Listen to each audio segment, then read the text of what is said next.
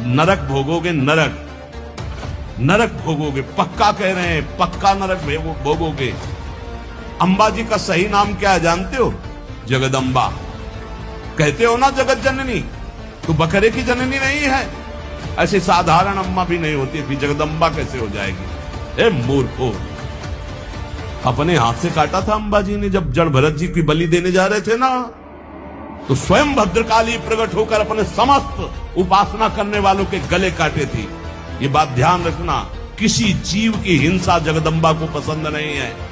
ये कैसी आज की भावनाएं चली हुई हैं। जगदम्बा या देवी सर्वभूतेषु शक्ति रूपेण संस्थिता, वो देवी है, वो अम्बा है। कैसे यार बुद्धि भ्रष्ट हो रही लोगों को। बचो ऐसे लोगों से।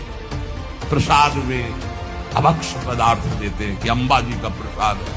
अंबा जी का एक बार प्रसाद पा ले तो बुद्धि शुद्ध हो जाए और वो मोक्ष पद का